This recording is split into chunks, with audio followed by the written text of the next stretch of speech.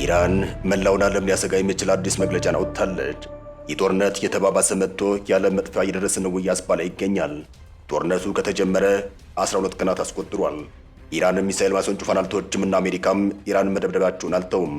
ኢራን ነገሩን እያከረረችው ቀጥላለች። በመግለጫዋ ካሁን በኋላ ከአንድ ቶን ያነሰ የፈንጂ ጭነት ማለት መዋረድ ያላቸው ሚሳኤሎችን አልተኩስም ስትል ተሰምታለች።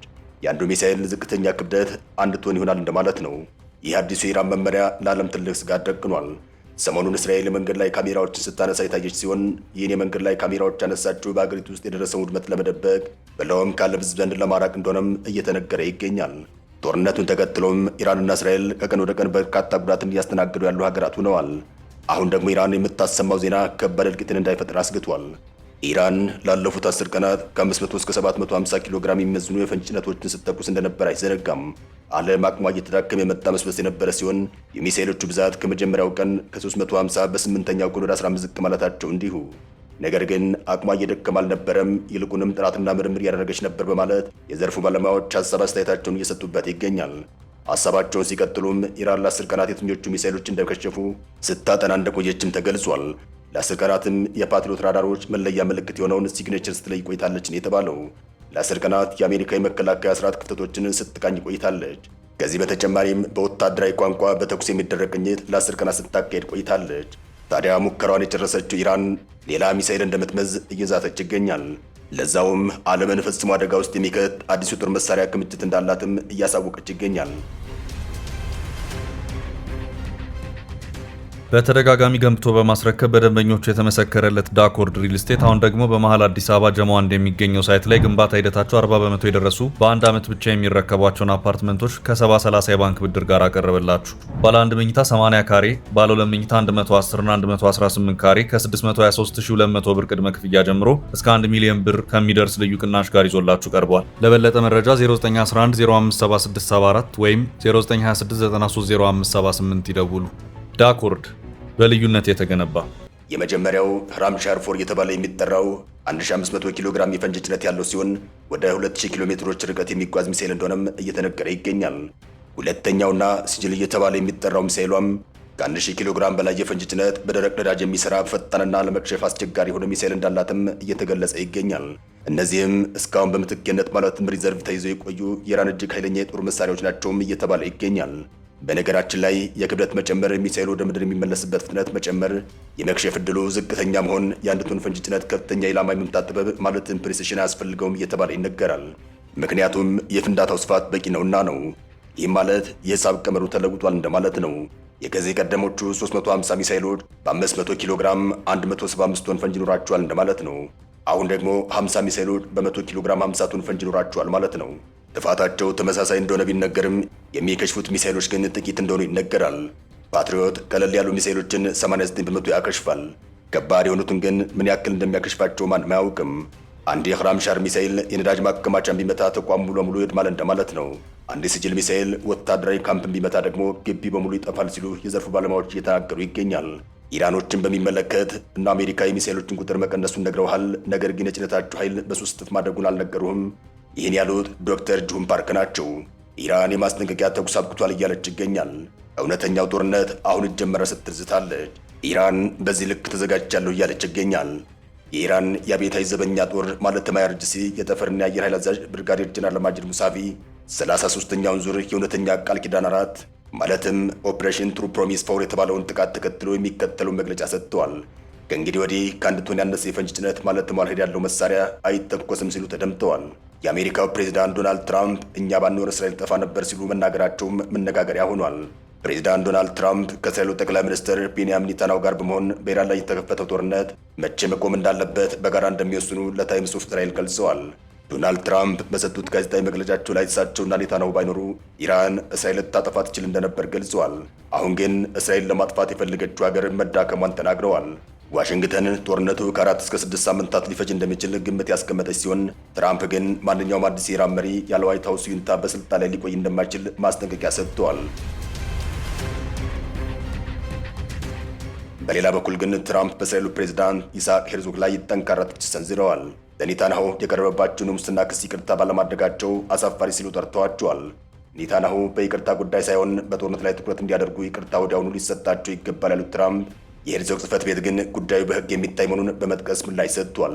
ትራምፕ አክለውም በኢራን ላይ የተወሰደው እርምጃ እንደ ሐማስ ያሉት ታጣቂ ቡድኖች ለማዳከም ትልቅ ሚና እንደሚኖረው፣ ኢራን አሁን ከመቼውም ጊዜ በላይ ደካማ ሁኔታ ላይ እንደምትገኝ አጽንኦት ሰጥተዋል። ኢራን ወዳጆቿ ኳታርና ቱርክን ማስቀየሟ ብዙዎችን እያስገረመ ይገኛል። ቱርክ ለሁለተኛ ጊዜ ጥቃት ደርሶባታል። ይህን ተከትሎም ኢራን ወዳጅ አታውቁም እያስባለ ይገኛል። ከጥቃቱ ጋር ተያይዞም ቱርክም ኳታርም ኢራን በመቃወም ላይ ይገኛሉ። የኳታሩን የተቃውሞ መግለጫ ሰምተን የቱርክን የተቃውሞ መግለጫ እንመለከታለን። የኳታሩ ጠቅላይ ሚኒስትር ሼክ መሐመድ ቢን አብዱልራህማን ቢን ጃሲም አልታኒ ኢራን በባህረ ሰላጤው ሀገራት ላይ የሰነዘረችው ጥቃት ክህደትና አደገኛ ስህተት ሲሉ ጠርተውታል። ጠቅላይ ሚኒስትሩ አክለውም የድርጊት በዓለም ኢኮኖሚና በቀጠናው ሰላም ላይ ከባድ መዘዝ እንደሚኖረው አስጠንቅቀዋል።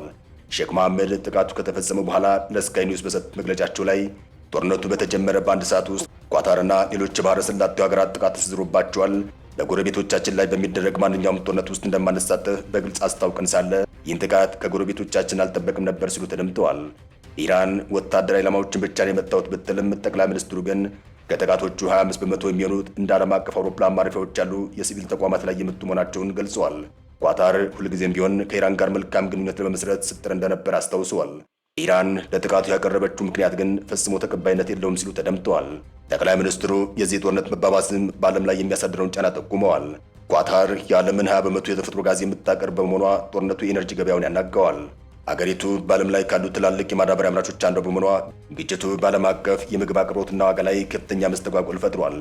ሼክ መሐመድ አሜሪካ በቀጠና ያለውን ውጥረት ለማርገብ ጥረት እንድታደርግና ለችግሩም ብቸኛው መፍትሄ ዲፕሎማሲ መሆን እንዳለበት አሳስበዋል። ኢራን በባህረ ሰላጤው ሀገራትና በጦርነት ተሳታፊ ባልሆኑ ሌሎች ሀገራት ላይ የምትፈጽመው ጥቃት በአስቸኳይ ማቆም አለባት፣ የእኛም ሆነ የእነሱ ስጋቶች የሚፈቱት በጠረጴዛ ዙሪያ በሚደረግ ንግግር ብቻ ነው ሲሉም ተደምጠዋል። ኢራን ቱርክ ለሁለተኛ ጊዜ መታች ሲሆን የመጀመሪያው ስህተት ነው ማለቱ አይዘነጋም። የአሁኑ ደግሞ እኔ አይደለሁም እያለች ይገኛል። ቱርክ ግን ራሷ ኢራን ናት እያለች ይገኛል። ቱርክም ኢራን የአየር ክልሏን መጣሷ ጠቅሳ ድርጊቱን በይፋ አውግዛለች። የቱርክ የውጭ ጉዳይ ሚኒስትር ሀካን ፊዳ ከኢራን አቻቸው አባስ አራግቺ ጋር በስልክ በተያዩበት ወቅትም ቅሬታቸውን በይፋ መግለጻቸውም ተጠቁሟል። በዚህም ሀዳን ፊካን ለተፈጸመብን ጥቃት አስፈላጊ እርምጃ እንወስዳለን ማለታቸውም ተዘግቧል። የቱርክን የአየር ክልል መጣስም ተቀባይነት የለውም ሲሉ ተደምጠዋል። በቀጠናው ግጭቶች እንዳይባባሱም ተፋላሚ ኃይሎች ከጦርነት ቀስቃሽ ድርጊቶች መቆጠብ እንዳለባቸው አሳስበዋል። የኢራን የውጭ ጉዳይ ሚኒስትር አባስ አራግቺ ደግሞ በቱርክ ላይ የተተኮሱ ሚሳይሎች ከኢራን የተተኮሱ አይደሉም ሲሉ ለቱርክ አቻቸው አስረድተዋቸዋል። አራግቺም ኢራን የተፈጸመውን ጥቃት በሚመለከት ምርመራ ማድረግ ጀምራለች ሲሉ ተናግረዋል። ከኢራን የተላኩ 2 ሰው አልባ አውሮፕላኖች የቱርክን የአየር ክልል ጥሰው ሲገቡ አክሽፍ ያለው ማለቱ ይታወሳል። ጥቃቱም 2 ጊዜ መፈጸሙን የቱርክ መከላከያ ሚኒስትር አስታውቋል። 11ኛ ቀኑን በያዘው የኢራን ጦርነት በመካከለኛው ምስራቅ የሚገኙ 140 ገደማ የአሜሪካ ወታደሮች እንደተጎዱ የአገሪቱ መከላከያ ሚኒስትር ገልጿል። የሚኒስቴር መስሪያ ቤቱ ቃል አቀባይ ሻን ፓርኑል ባወጡት መግለጫቸው ላይ ኦፕሬሽን ፒክ ፊውሪ ከተጀመረ አንስቶ ከ10 በላይ በሚሆኑ ቀናት በተፈጸሙት ተከታታይ ጥቃቶች 140 እንደሚደርሱ የተገመቱ የሰራዊት አባላት ተጎድተዋል ሲሉ ተደምጠዋል። እንደ ፔንታጎን መረጃም ከእነዚህ መካከል አብዛኞቹ ጉዳታቸው አነስተኛ ነው መባሉም ተዘግቧል። 108 ያክሉ የሰራዊት አባላትም ወደ መደበኛ ስራቸው ተመልሰዋል የተባለው 8 የሰራዊት አባላት ከፍተኛ ጉዳት ደርሶባቸዋል፣ ከፍተኛ ደረጃ ያለው ሕክምና እያገኙ ነው ሲሉ ተደምጠዋል። በአሜሪካና በእስራኤል ዘመቻ የተከፈተባት ኢራን በወሰደችው ያጸፋ ጥቃት በመካከለኛው ምስራቅ የሚገኙ የአሜሪካ የጦር ሰፈሮችን ኢላማ ማድረጓ አይዘነጋም። ጦርነቱ በተጀመረ ማግስት ኩዌት ውስጥ በተፈጸመ የድሮን ጥቃት 6 አሜሪካውያን መገደላቸው ይታወሳል። ከጦር ሰፈሮችን በተጨማሪ ኢራን በባህረ ሰላጤው ሀገራት የሚገኙ ሆቴሎችን፣ የአየር ማረፊያዎችን፣ የነዳጅ መሰረተ ልማቶችን አጥቅታለች።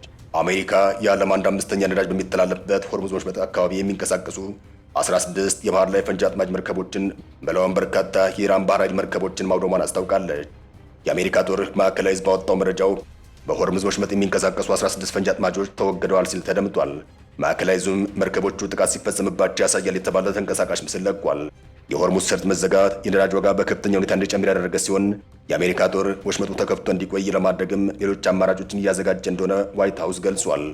አሜሪካ የአሁኑን ጥቃት የፈጸመችው የመከላከያ ሚኒስትሩ ፒት ሄግሴት በትናንትናው ዕለት እስካሁን ጥቃት ከተፈጸመባቸው ቀናት እጅግ የከበደው ቀን እንደሚሆን ከተናገሩ በኋላ ነው። አንድ ከፍተኛ የኢራን የደህንነት ኃላፊ ግን አገራቸው በፕሬዝዳንት ዶናልድ ትራምፕ ረብ የለሽ ዛቻ እንደማትሸበር ተናግረዋል።